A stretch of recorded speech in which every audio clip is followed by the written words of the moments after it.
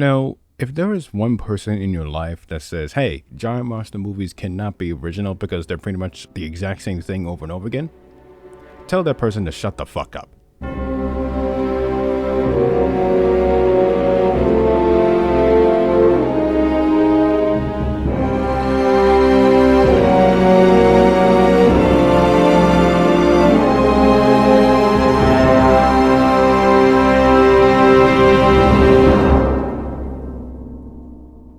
Welcome to another episode of the Brumakian podcast, a review series where I can review anything but not everything. That includes monster movies, both big and small, anime, and video games. I'm Demetrius, and this is my review of Colossal.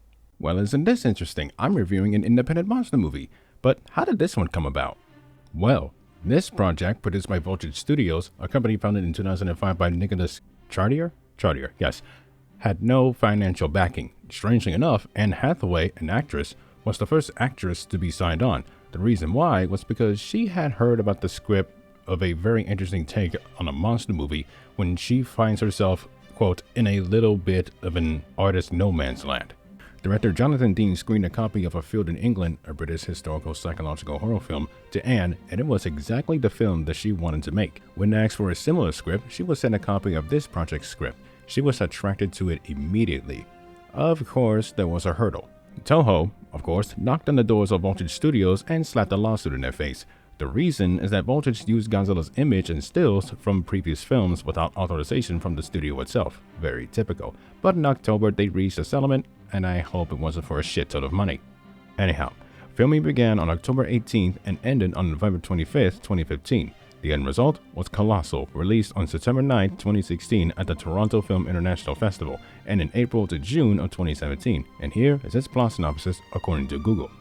Gloria is an out-of-work party girl who leaves New York and moves back to her hometown after getting kicked out of her apartment by her boyfriend. When news reports surface that a giant creature is destroying Seoul, South Korea, Gloria gradually comes to the realization that she is somehow connected to this far-off phenomenon. As events begin to spiral out of control, she must figure out why her seemingly insignificant existence is having such a colossal effect on the fate of the world. Now for my thoughts. This film is surprisingly good.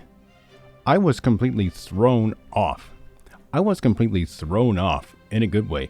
If you look at the marketing for this, it is portrayed as a comedy, but as it progressed, it turned really dark. Relationships is the theme here. Gloria is left to believe that she is beneath one guy and doesn't deserve him, while the other has been a dickhead this entire time and feels like that she is above him. I like that dynamic. And, well, pretty much the entire cast is really good in this film. Each of them are distinct enough that I can tell what kind of person he or she is, especially that one guy. Holy hell. Now, for the monsters, or I should say robot and monster, they represent the main female and male leads, and it is very reflective of their actions. And it is demonstrated on this one single playground. Trust me, if you've seen the film, you would know. Now, given this film has a smaller budget compared to everything else, the CG effects are used very sparingly, and it's very good, especially at night.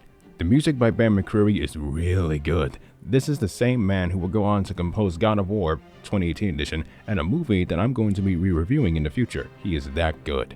Colossal overall is a surprisingly good film. Both in the theme and characters, it is a joy to witness something incredibly strange yet unique. One of the more original giant monster movies that I've seen in a while.